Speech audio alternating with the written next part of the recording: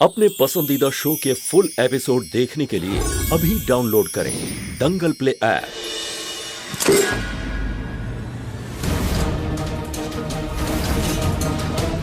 कौन था यहां?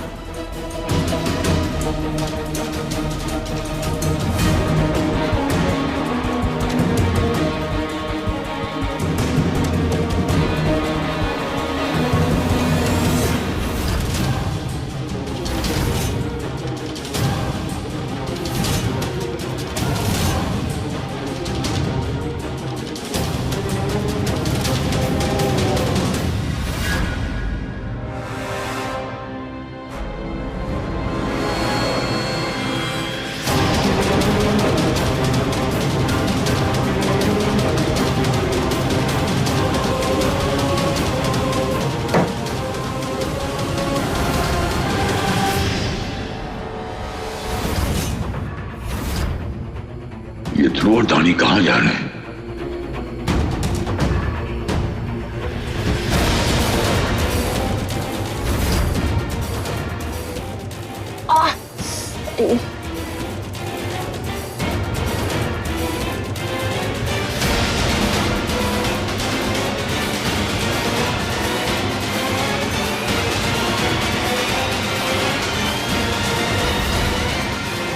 ओ भाई आराम से। क्या हुआ यार, इतना परेशान क्यों लग रहा है? भैया हमें सृष्टि का फोन आया था। वो हमसे मदद मांग रही थी, हमें कुछ समझ में नहीं आ रहा। पापा को ढूंढ रहे, पापा हमें दिखाई नहीं दे रहे कहीं पे भी। पापा हम आप ही को ढूंढ रहे थे।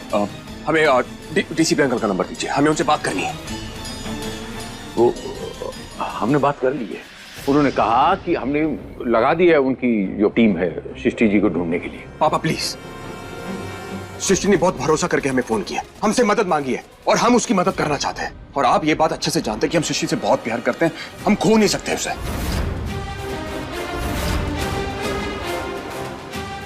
मतलब कोई तो गहरा राज है।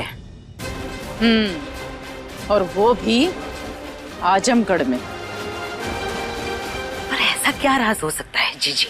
क्या? वही तो पता करना है रूपा। हम काशी की पूरी बात सुन पाते इससे पहले ही फूलदान नीचे गिर गया और उसकी बात बीच में ही कट गई। सच पता करना है तो ध्रुव को आजमगढ़ भेजना ही होगा। वहीं पहुंचेगा वो सृष्टि के सच तक।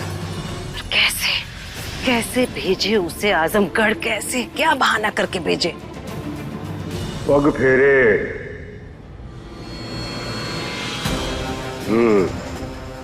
पग फेरे। शादी के बाद जो है पग फेरे की रस्म नहीं कराए हो ना तुम लोग, वही रस्म पूरी करने के लिए उसको आजमगढ़ भेज देते हैं। रस्म की रस्म हो जाएगी और किसी को शक भी नहीं होगा।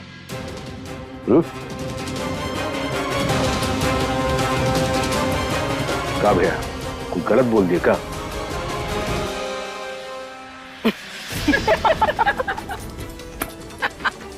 पहली बार, भोलेनाथ की कसम, पहली बार बिल्कुल सही बोले हो। बिल्कुल सही कहा तूने। पग फेरे के बहाने हम ध्रुव को भेजेंगे आजमगढ़। सुनिए तो, अरे वो कमिश्नर है वो, और वो बिजी आदमी है, वो दुनिया को संभालता है, बहुत सारे काम होते हैं। उन्होंने कहा ठीक है काशीनाथ जी आपका काम हो जाएगा, छोटी सी बात है उनके लिए।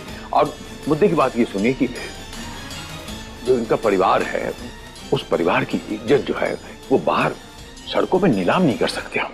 हर परिवार के हर एक इंसान की इज्जत होती है। सृष्टि का आपका ही परिवार है ना, तो फिर अभी आप दावा कर रहे थे, तो उनको हम बाहर सड़कों पर नीलाम नहीं कर सकते। आप समझ रहे हैं हम क्या कहना चाह रहे हैं आपसे? थोड़ा सा और वक्त तो दीजिए, थोड़ी सी शांति रखिए, हम पे विश्वास कीजिए। हाँ ध्रुव जी, पापा सही कर रहे हैं। दीदी को जल्द से जल्द ढूंढ लेंगे, लेकिन कोई ऐसी तरकीब आजमानी पड़ेगी जिससे मम्मी पापा को तकलीफ ना हो। पापा जो कर रहे हैं उन्हें करने दीजिए प्लीज। जितनी चिंता हमें है ना सृष्टि की, उतनी चिंता किसी को नहीं यहाँ पर। लेकिन अपनी जिद में किसी को तकलीफ भी नहीं दे सकते पापा। आप अपने तरीके से पता लगवाइए और हम अपने तरीके से पता लगवाएंगे। ठीक है। जिस नंबर से हमें फोन आया था उस नंबर से हम कुछ निकलवाने की कोशिश करते हैं।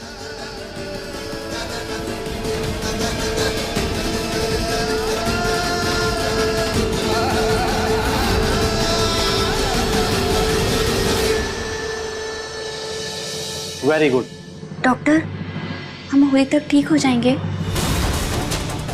यस, जिस शिद्दत से तुम मेहनत कर रही हो उस हिसाब से जरूर ठीक हो जाओगी। मतलब होली पर हम ध्रुव जी के साथ होंगे?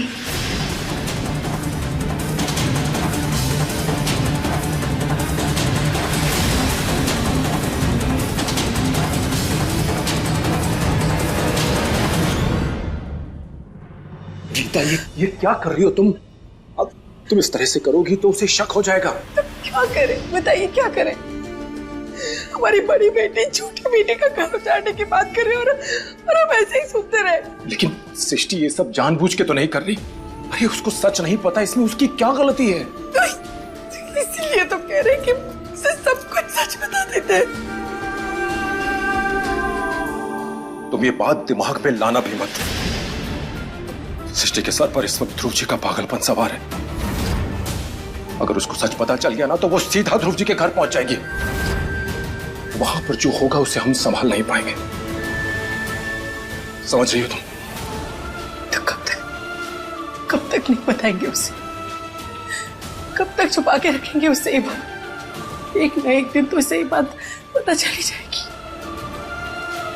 सृष्टि धानी की बहन है, समझ जाएगी। देखो, इस समय सृष्टि कुछ समझने की हालत में नहीं है और भाई साहब के घर पर भी एक नया तमाशा चल रहा है। सृष्टि के नाम से कोई ध्रुव जी को वहां फोन कर रहा है। इसलिए बेहतरी इसी में कि हम ये बात सृष्टि से छुपा कर रखें और उसको उस घर से दूर रखें। मम्मी,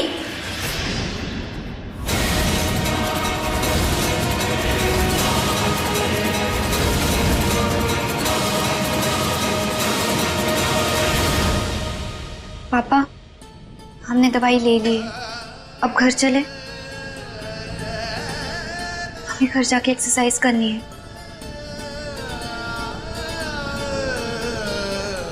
क्या बात है, आप दोनों इतने परेशान क्यों हैं? कुछ नहीं बेटा, वो तेरी तबीयत खराब है ना तो इसलिए चिंता कर रहे थे हम लोग, लेकिन अब सब ठीक हो जाएगा।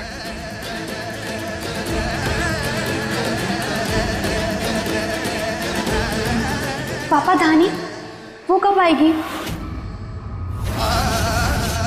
जब से हमें होश आया है आप दोनों ने तो उसके बारे में बात ही नहीं की।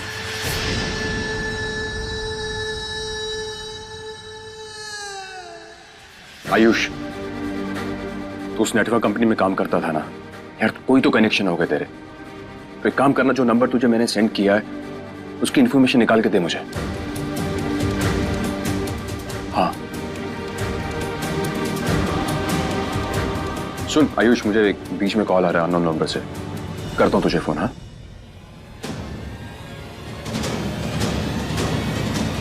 हेलो ध्रुव जी, हम सृष्टि